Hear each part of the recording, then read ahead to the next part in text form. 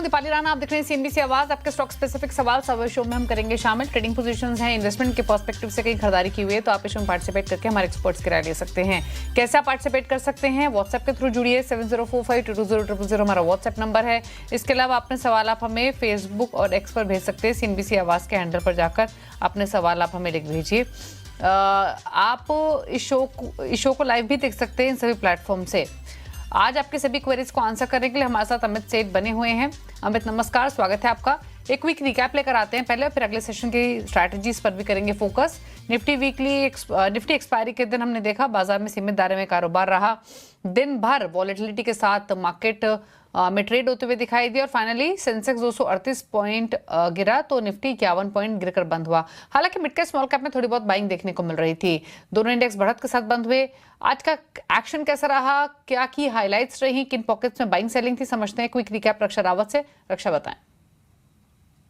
Nifty की weekly expiry का दिन था और हफ्ते का दूसरा कारोबारी दिन, और आज बाजार में उतार चढ़ाव देखने को मिला और आखिर में दबाव के साथ बाजार बंद हुआ है। लेवल्स की अगर हम बात करें तो यहाँ पर निफ्टी 50 पॉइंट नीचे बंद हुआ है और बैंक निफ्टी की बात करें तो यहाँ पर करीब 100 पॉइंट की गिरावट के साथ क्लोजिंग हुई है। लेकिन मिड कैप और स्मॉल कैप आज यहाँ पर आउट परफॉर्मेंस काफ़ी अच्छी थी और इन्होंने बाजार को सपोर्ट करने की कोशिश की। लेकिन आज के सेक्टोरियल पिक्चर की तरफ ध्यान दे तो यहाँ पर इंडिया विक्स एक कूल ऑफ यहाँ पर देखने को मिला है। 3.5% की गिरावट के साथ ये क्लोज हुआ है। इसके अलावा IT, FMCG, financial, bank, PSU bank, oil and gas, energy, ये सारे कुछ स्पेस थे जहां से गिरावट नजर आई। लेकिन तेजी वाले इंडेक्स की बात करें तो यहाँ पर defence, auto, capital good, reality, metal, pharma, ये सारे काउंटर्स थे जहां पर थोड़ी बहुत बाइंग आज देखने को मिली। लेकिन आज के निफ्टी कंट्रीब्यूटर्स की लिस्ट देखें तो यहाँ पर निफ्टी में कंट्रीब्यूट करने वाले यानी निफ्टी में बढ़ने वाले शेयर में श्रीराम फाइनेंस, यहाँ पर अच्छी तेजी देखने को मिली। बजाज फिनसर्व, यहाँ पर भी 2% के गेंस देखने को मिले। आयशर मोटर्स और सीमेंट स्पेस भी आज अच्छा खासा परफॉर्म कर रहा था तो वहां से अल्ट्राटेक सीमेंट, यहाँ पर भी 1.5% के मूव हमें देखने को मिले। लेकिन आज के निफ्टी ड्रैगर्स की बात करें तो यहाँ पर एचडीएफसी बैंक नतीजों के बाद लगातार दूसरे दिन ये शेयर गिरा और यहाँ पर गिरावट देखने को मिली 2% की। इसके अलावा एसबीआई, यहाँ पर भी गिरावट देखने को मिली। रिलायंस और डॉक्टर रेड्डीज, ये सारे शेयर्स थे जो आज निफ्टी के लूजर में शामिल हुए। लेकिन एक स्पेस था जो आज फोकस में था, वो है सीमेंट शेयर। यहाँ पर अच्छी तेजी देखने को मिली और यहाँ पर ये सारे काउंटर्स थे जिन्होंने कॉन्ट्रीब्यूट किया। लेकिन यहाँ पर ऑटो स्पेस, अच्छी खासी तेजी आज ऑटो स्पेस में देखने को मिली। अगर कुछ काउंटर्स की बात करें तो TVS motor, Eicher motor, Exide और संवदा मदरसन, ये सारे काउंटर्स थे जिन्होंने आज ऑटो की तेजी को लीड किया। तो ये था आज के बाजार का मूड और माहौल। तो ये रहा क्विक रिकैप। अब लेकर आते हैं संस्थागत निवेशकों के आंकड़े। एफआईज ने खरीदारी की आज के सेशन में 1650 करोड़ की, डीएसएपी वाली की 657 करोड़ के आसपास की।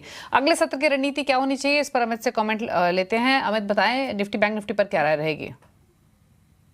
जी, good evening Deepali ma'am and good evening to all the viewers. Deepali ma'am, अगर हम निफ्टी की बात करें तो मंडे को we were expecting a breakout, but Saturday को जो थोड़े बहुत रिजल्ट्स खराब आए मेजर प्राइवेट बैंक्स में, उससे कहीं ना कहीं थोड़ा सा डैम्पनर हो गया। कहाँ तो हम एक ब्रेकआउट की तरफ निकल रहे थे अबाउट 24, 300, 400 और थोड़ा सा ड्रैग आ गया।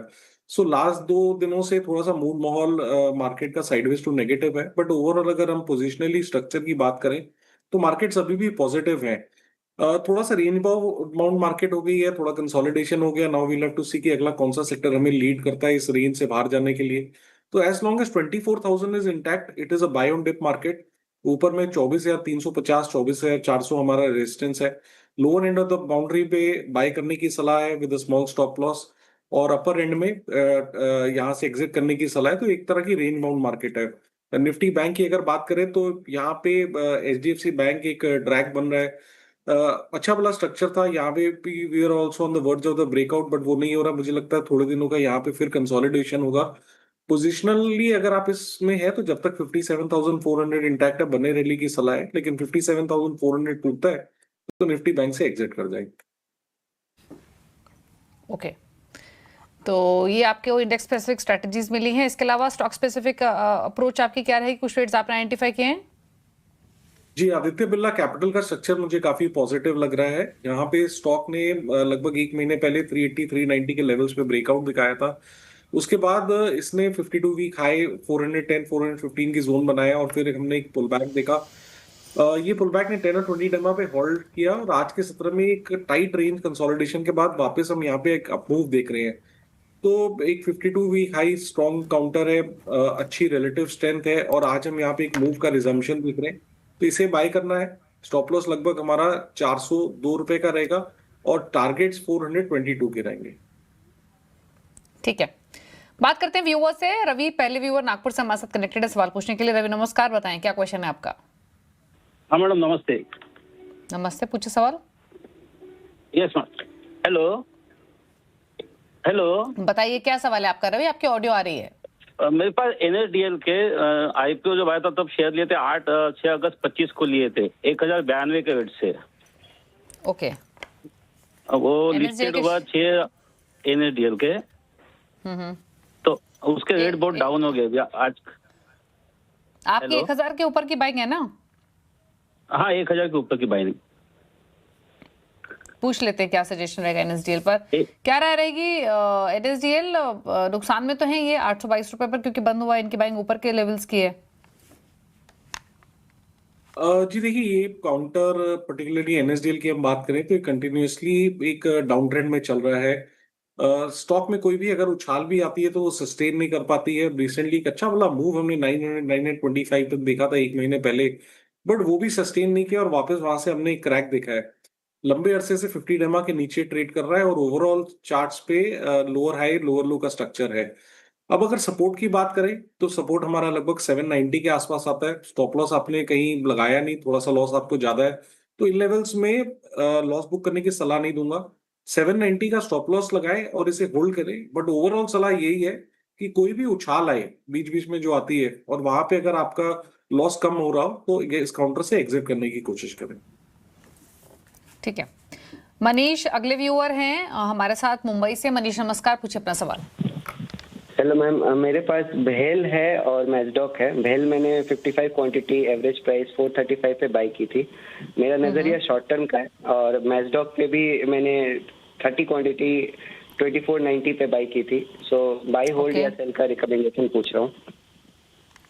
मैजडॉक है इनके पास 2490 का, भेल है 435 का, तो दोनों ही स्टॉक्स इन्होंने ऊपरी स्तरों पर खरीदे हैं।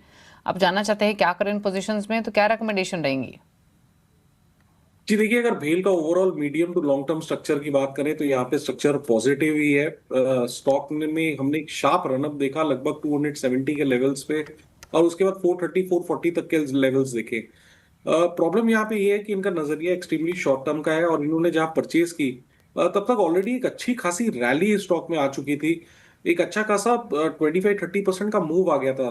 तो अक्सर जब ऐसा मूव आता है, अगर counter even if the counter is strong, वो थोड़ा सा साइडवेज कंसोलिडेशन में चला जाता है। सेम चीज हम भेल में देख रहे हैं, मूव ऑलरेडी आ चुका है। इन्होंने एक एक्सटेंडेड प्राइस में इसको खरीदा है। सपोर्ट्स लगभग यहाँ पे आते हैं 400 के आसपास। 400 अगर नहीं सस्टेन करेगा तो मैं इसे वीकनेस नहीं कहूंगा, लेकिन एक प्रॉफिट बुकिंग कहूंगा कि 380 385 तक की भी प्रॉफिट बुकिंग हो सकती है और मे बी उसके बाद एक कंसोलिडेशन के बाद वापस अप मूव स्टार्ट हुए तो आप 400 रुपए का स्टॉप लॉस लगाएं और इसे होल्ड करें।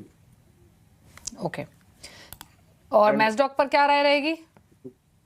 जी देखिए, मैजडॉक ओवरऑल स्ट्रक्चर वीक है। यहाँ पे हम इंटरमिटेंट रैली जरूर देखते हैं, बीच बीच में न्यूज बेस्ड रैलीज आती हैं और स्टॉक में मूव आता है, बट वो सस्टेन नहीं कर पाता है। ओवरऑल अगर सपोर्ट की बात करें तो 2300 का सपोर्ट है।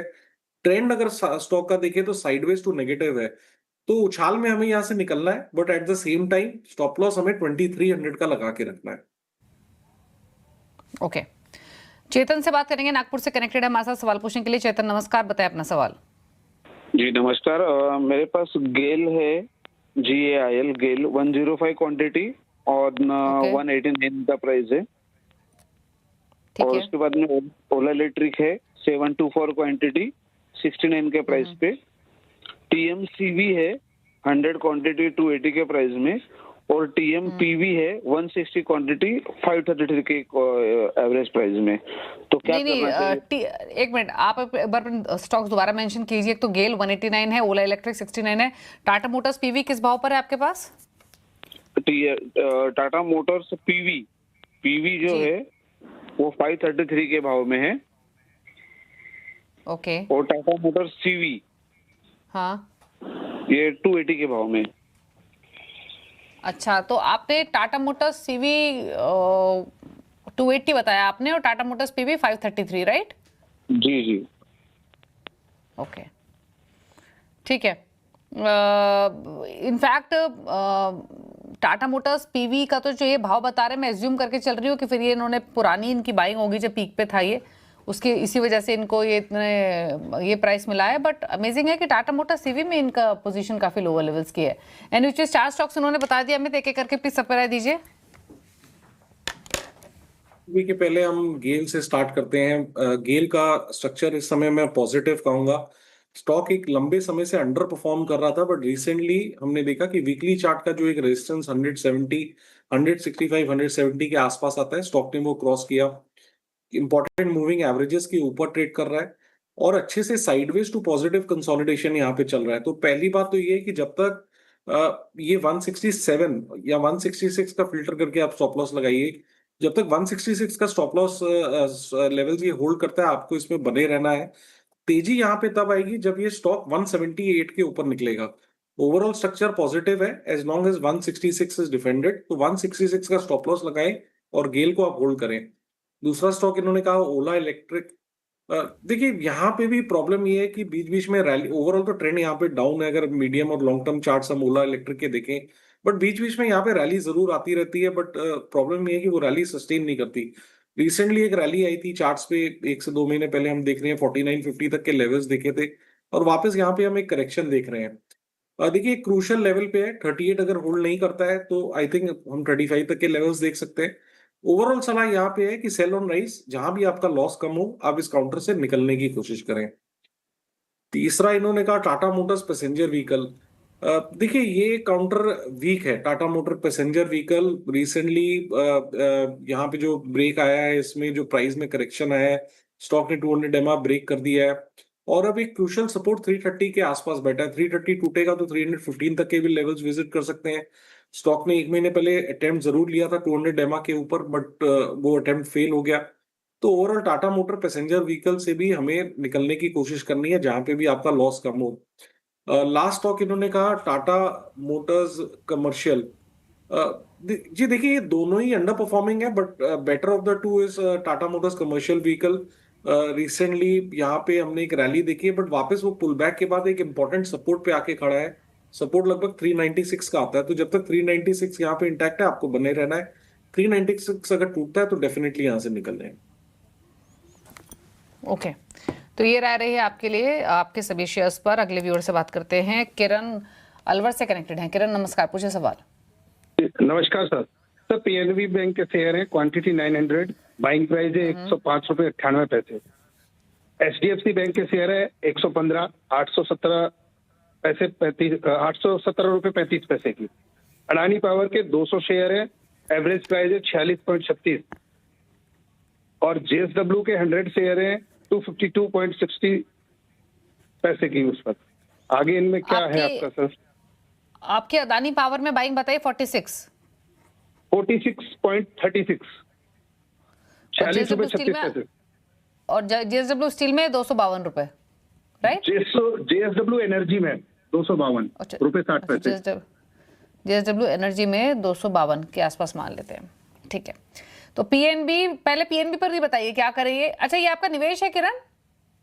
जी ओके, तो एक एक करके राय लेते हैं। पहले पीएनबी बताइए क्या करें। 106 रुपए की बाइंग, 112 पर ट्रेड हो रहा है, लंबी अवधि का व्यू है। जी देखिए पीएसयू बैंक्स में अच्छा खासा ट्रैक्शन है, और स्पेशली अगर हम पीएनबी की बात करें तो रिजल्ट्स के बाद हमने यहाँ पे टेक्निकली भी एक पॉजिटिव रिएक्शन देखा है। कल के सत्र में रिकॉर्ड डिलीवरी वॉल्यूम्स देखे थे, और कल के सत्र जो चला गया है उसमें लगभग हमने यहाँ पे 6% का मूव देखा था। इससे पहले स्टॉक ने लगभग 100-105 के लेवल पे एक ट्रिपल बॉटम बनाया है। कल के सत्र में स्टॉक ने 200 एमआ भी रिगेन कर लिया। आज के सत्र में जरूर एक हॉल्ट है, थोड़ा सा रेस्ट ले रहा है, बट ओवरऑल स्ट्रक्चर यहाँ पॉजिटिव है। तो पीएनबी आपको होल्ड करना है। Structure medium to long term अब यहाँ पे पॉजिटिव लग रहा है, तो एज लॉन्ग एज 107 होल्ड करता है, आई थिंक आपको होल्ड करना चाहिए। तो 107 रुपए का स्टॉप लॉस लगाएं और अब पीएनबी को होल्ड करें। दूसरा स्टॉक आपने कहा एचडीएफसी बैंक। देखिए एचडीएफसी बैंक रिसेंटली रिजल्ट से पहले जरूर कोशिश कर रहा था आउट परफॉर्म करने की। 800-810 के लेवल्स काफी ब्यूटीफुली होल्ड कर रहे थे, बट सैटरडे के खराब रिजल्ट के बाद हमने 2 दिनों की यहाँ पे बैक टू बैक सेलिंग देखी है। ऑलमोस्ट कल भी रिजल्ट रिएक्शन पे गैप डाउन हुआ था और आज भी एक गैप डाउन हम यहाँ पे देख रहे हैं। 800 से स्टॉक 761 पे आ गया। बीच बीच में हम छोटी थोड़ी बहुत रैली जरूर देखेंगे, बट ओवरऑल स्ट्रक्चर काफी नेगेटिव है यहाँ पे। चार्ट देख के ऐसा लगता है कि 730 725 तक के लेवल्स पॉसिबल हैं। तो एचडीएफसी बैंक में आपको कोई भी उछाल में एग्जिट करने की कोशिश करनी है। रही बात अडानी पावर की, अडानी पावर में भी हमने बहुत एक अच्छा रनअप देखा है। स्टॉक में रिसेंटली अप्रैल महीने में प्राइस लगभग 165 का चल रहा था। उसके बाद हमने लगभग 250 के लेवल्स देखे और उसके बाद अब ये स्टॉक थोड़ा सा साइडवेज कंसोलिडेशन में चला गया है। अक्सर जब हम इतना बड़ा रनअप देखते हैं तो इट इज क्वाइट नॉर्मल कि स्टॉक एक साइडवेज कंसोलिडेशन में चला जाए। सेम चीज हम अडानी पावर में देख रहे हैं। लेकिन इंपॉर्टेंट चीज ये है कि इस कंसोलिडेशन में इनको अपने लेवल्स 50 डेमो और स्विंग सपोर्ट होल्ड करना जरूरी है, नहीं तो फिर एक वापस एक हम लंबा पुल बैक देख सकते हैं। तो आपको लगभग 210 का स्टॉप लॉस लगाना है और अडानी पावर होल्ड करना है। 210 अगर टूटे तो आप यहां से निकल जाएं। जेएसडब्ल्यू एनर्जी का ओवरऑल स्ट्रक्चर पॉजिटिव है। स्टॉक ने अच्छा खासा कंसोलिडेशन किया है 200 डेमा पे। यहाँ पे एक डबल बॉटम भी है, ऑलमोस्ट नेकलाइन का हम ब्रेकआउट भी देख रहे हैं। और इस मूव के बाद स्टॉक ने 10 20 50 डेमा भी रीगेन किया है। तो आप इसे होल्ड करें as long as 545 is intact on JSW Energy, आप इसे होल्ड कर सकते हैं। ओके, तो ये राय रही आपकी सभी होल्डिंग्स पर। बात करते हैं अब कमलजीत शर्मा से, पंजाब से कनेक्टेड है। कमलजीत जी नमस्कार, बताइए क्या सवाल है आपका। नमस्कार मैडम। मैडम मेरे पास इंडस टावर के 200 शेयर हैं 425 रुपए के भाव से, और आरईसी के 150 शेयर हैं 372 रुपए के हिसाब से, और पेटीएम के मैंने आज ही 30 शेयर लिए हैं 1319 रुपए के हिसाब से। तो मुझे इनका शॉर्ट टर्म टारगेट चाहिए। ओके, शॉर्ट टर्म टारगेट चाहिए। पेटीएम पर 1300 रुपए पर बंद हुआ है, बाकी इनकी कुछ और होल्डिंग्स भी हैं। बताइए क्या सजेशन। जी देखिए, पहले तो इंडस टावर से हम स्टार्ट करते हैं। इंडस टावर की अगर हम बात करें तो स्टॉक बेसिकली एक साइडवेज मोमेंटम में है, साइडवेज कंसोलिडेशन में है। सपोर्ट लगभग इसका 385 के आसपास आता है। डेली चार्ट्स में हल्की फुल्की वीकनेस है। तो अगर आपको इसमें बने रहना है तो 385 का स्टॉप लॉस लगाना है, क्योंकि लगभग वहीं पे सपोर्ट आता है। लेकिन यहाँ पे तेजी या मोमेंटम तब आएगा जब ये स्टॉक 415 के ऊपर ट्रेड करेगा, बिकॉज करंटली ये अपनी प्रीवियस स्विंग लो और 200 डेमा के नीचे ट्रेड कर रहा है। तो 385 का स्टॉप लॉस लगाएं, होल्ड करें, मोमेंटम 415 के ऊपर। दूसरा स्टॉक आपने कहा आरईसी। देखिए आरईसी एक लंबे समय से कंसोलिडेशन में है। ये कंसोलिडेशन का दायरा नीचे 330 और ऊपर 390 है, तो ये 60 रुपए के दायरे में कंसोलिडेट कर रहा है, इस बाउंड्री के बीच में ट्रेड कर रहा है। तो जब तक ये 390 के ऊपर ना निकले, मुझे लगता है ये साइडवेज कंसोलिडेशन कंटिन्यू रहेगा। इन द मीनवाइल आपने स्टॉप लॉस लगाना है 350 रुपीज का और इसे होल्ड करना है। पेटीएम का देखिए आज का प्राइस एक्शन काफी नेगेटिव है, बिकॉज स्टॉक में वॉल्यूम्स रिकॉर्ड वॉल्यूम के साथ आज इसने 10 डेमा ब्रेक किया है। और लगभग हम दिन में यहाँ पे प्राइस 1380 का था और क्लोजिंग 1300 के आसपास आई, डेज लो के आसपास। जिस हिसाब से काउंटर में गिरावट है, मुझे लगता है आई वुडंट बी सरप्राइज अगर 1250 1260 तक के भी लेवल्स देख लें, तो यहां से आपको निकलने की सलाह है फॉर द टाइम में। ओके, तो ये राय रही आपके लिए इस पोजीशन पर। आशुतोष से बात करेंगे, लखनऊ से कनेक्टेड हैं। आशुतोष नमस्कार, बताएं सवाल।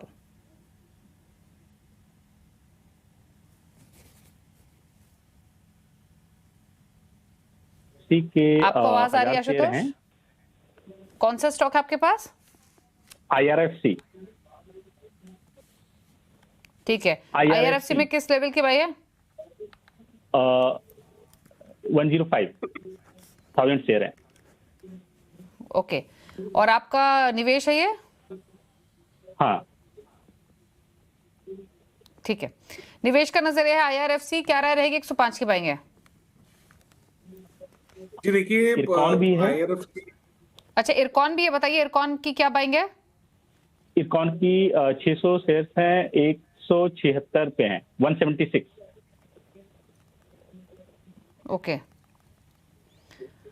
क्या करना चाहिए इरकॉन पर भी बताइए? 176 के पाएंगे, ये भी नीचे है। जी देखिए, आईआरएफसी की पहले बात करें, जहां जो उनका पहला प्रश्न था, आईआरएफसी 2024 में एक बुल मार्केट में था। 2024 में हमने लगभग 225 के प्राइस देखे और उसके बाद एक कंटिन्यूअस गिरावट में देख रहे हैं। तो पिछले लगभग 1.5-2 वर्षों की बात करें तो ये स्टॉक एक लंबे डाउन ट्रेंड में है। करंटली वीकली सपोर्ट के आसपास आता है, काफी क्रूशियल मेक और ब्रेक लेवल है, 200 वीकली मूविंग एवरेज है। ओवरऑल ट्रेंड यहाँ पे लेकिन नेगेटिव है। सपोर्ट लगभग हमारा 86 रुपीज के आसपास आता है। अगर 86 रुपीज टूटेगा तो बहुत ज्यादा दिक्कतें बढ़ेंगी। ये स्टॉक का ओवरऑल ट्रेंड नेगेटिव है, तो कोई भी उछाल आए तो हमें यहाँ से निकलने की कोशिश करनी है। दूसरा इन्होंने कहा इरकॉन सिमिलर टू आईआरएफसी, यहाँ पे भी 2024 में ये स्टॉक एक बुल मार्केट में था। 353 तक के लेवल्स देखे और उसके बाद ये कंटिन्यूअसली ड्रैग कर रहा है। सपोर्ट पे है, सपोर्ट लगभग 110 115 के आसपास आता है, बट यहाँ पे अभी भी हम कोई पॉजिटिव मोमेंटम या पॉजिटिव ट्रैक्शन स्टॉक में नहीं देख रहे हैं। 200 एमआ के नीचे ट्रेड कर रहा है, कोई भी पुल बैक 50 एमआ तक भी आता है तो that is also sold into. तो स्टॉप लॉस इन्होंने लगाया नहीं, तो थोड़ा सा मुश्किल है मेरे लिए कि आप यहाँ पे लॉस बुक कर लें। बट सपोर्ट लगभग 115-20 के आसपास आता है। थोड़ा सा आपको डीप स्टॉप लॉस लगाना पड़ेगा and you have to hope for the best. Overall trend यहाँ पे नेगेटिव है। ओके, तो ये राय रही आपके लिए दोनों पोजीशंस पर। नागेश से बात करेंगे, बेंगलुरु से कनेक्टेड है। नागेश नमस्कार, पूछिए अपना सवाल। Hello. So I am holding HDFC Bank at the rate of 657 200 shares, and also I am holding Radico Khaitan 200 shares at the rate of 321. Whether I have to hold or exit? Okay, क्या राय रहेगी रेडिको खैतान पर? इनकी 321 की buying है, पुरानी buying है, जबरदस्त मुनाफे में है, प्लस आपके पास एचडीएफसी बैंक भी है 657 के भाव पर। 657. ओके, बताइए क्या राय अमित आपके दोनों स्टॉक्स पर? एक में छोटा मुनाफा, रेडिको खैतान तो इनकी जबरदस्त लेवल की बाइंग है, तो क्या करें? देखिए, काफी अच्छी परचेज की है, खुद भी काफी अच्छे एक्सपर्ट है, नजर आ रहा है। काफी नीचे लेवल से इन्होंने रेडिको खैतान लिया। तो पहले अगर रेडिको खैतान में आए तो यहाँ पे अच्छे खासा स्टॉक अप ट्रेंड में है, कोई भी साइन ऑफ वीकनेस नहीं है। 10 एमआ पे भी जो पुल बैक आता है दैट इज बॉट इनटू, और ये हम एक लंबे समय से देख रहे हैं।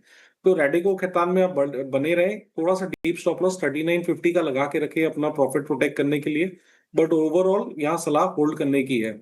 एचडीएफसी बैंक में देखिए, जैसे कि मैंने अभी पहले भी डिस्कस किया, इन्हें स्टॉक वीक है। स्टॉक ने 800 के लेवल्स तोड़े, 2 दिनों से बैक टू बैक सेलिंग है यहाँ पे, रिजल्ट नेगेटिव रिएक्शन के कारण। और सपोर्ट लगभग 730 के आसपास आता है। तो मेरे हिसाब से कोई भी उछाल है तो निकलिए, यहाँ पे मुनाफा बांधिए, 100-125 रुपए का मुनाफा है। अदरवाइज मुझे लग रहा है कि ये 730-720 विजिट कर सकता है। अगर आप उन लेवल से कंफर्टेबल है तो आप होल्ड करिए, लेकिन अगर आपको लगता है कि नहीं मुझे मुनाफा नहीं गिव अप करना है तो आपको निकलने की सलाह है। ओके, तो ये रही राय आपके लिए। अब इसी के साथ रुक रहे हैं एक ब्रेक के लिए, लौटेंगे तो फटाफट से कुछ और क्वेश्चंस को करेंगे शामिल, फिर वापस आते हैं।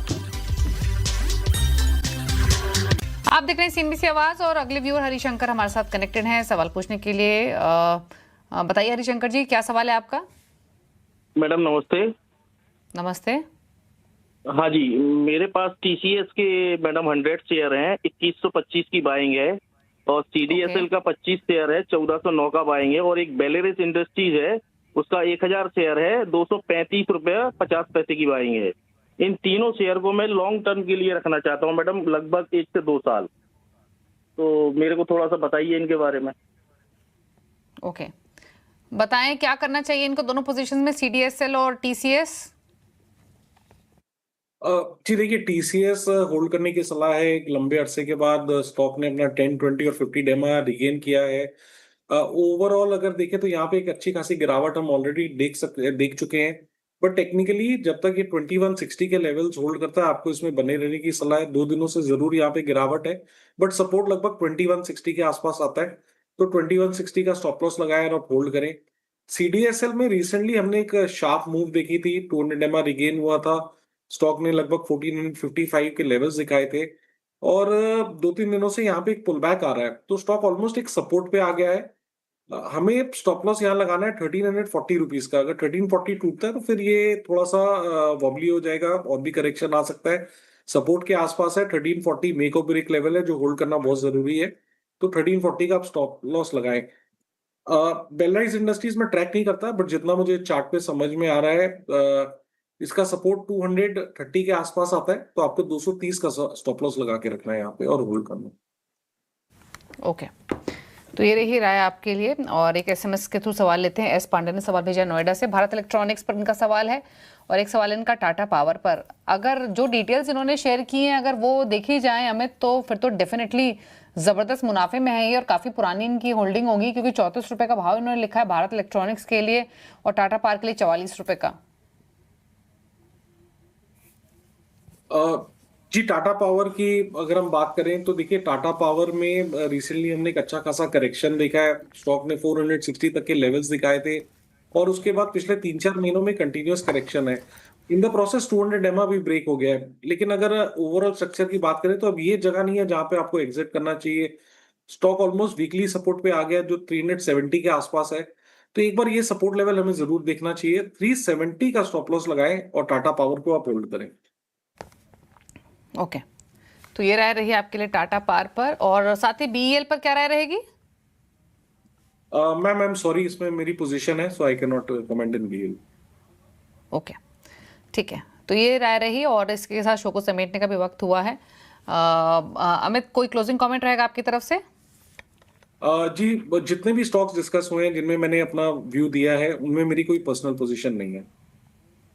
ओके, शुक्रिया आपका आने के लिए शो में। इसी के साथ एक ब्रेक। सीएनबीसी आवाज पर इतना ही। ब्रेक के उस पार भी कुछ और खबरें जारी हैं। नमस्कार।